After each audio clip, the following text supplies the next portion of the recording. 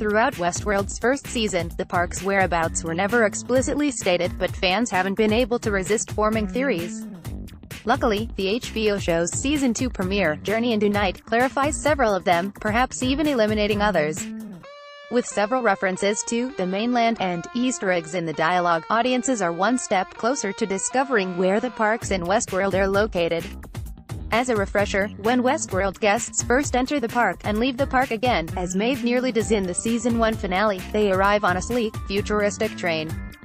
After being greeted by a host and escorted up the escalators, they change into more park-appropriate clothing. They then board a second, more Wild West-themed train, before entering Westworld proper.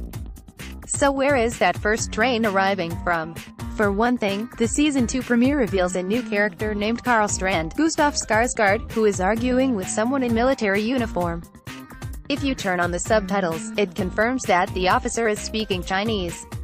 "See this?" Strand asks him.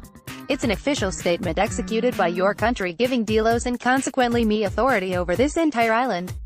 He continues, telling what appears to be his translator, "Have them sign an NDA, and then please escort them off my King Island." This is hugely significant. The first clue is, of course, that the man speaks Mandarin, and that Strand refers to their location as your country. Does that mean Westworld in China? Next is the bombshell that the characters have been on an island this entire time. Do I smell a lost reference? Is Delos just a stand-in for the Dharma Initiative? After all, J.J. Abrams is an executive producer on Westworld. Not to mention that the tiger on the beach seems incredibly similar to that polar bear in The Lost Pilot. In any case, Vanity Fair's Joanna Robinson took it one step further when she examined a theory posted on Reddit by user Kermataha. This user mentions that the Finnish subtitles for Westworld Season 1 finale overlay specific coordinates over Maeve's slip of paper, which tells the location of her daughter, Park 1, Sector 15, Zone 3. When plugged in, these numbers point to the Spratly Islands in the South China Sea. In the same thread, a user named Jackardus points out that, when Maeve is riding the escalators down to the train in the Season 1 finale, you hear the PA play a voice recording in English and then Chinese. John P. Johnson, HBA showrunners Jonathan Nolan and Lisa Joy have been coy about the park's whereabouts.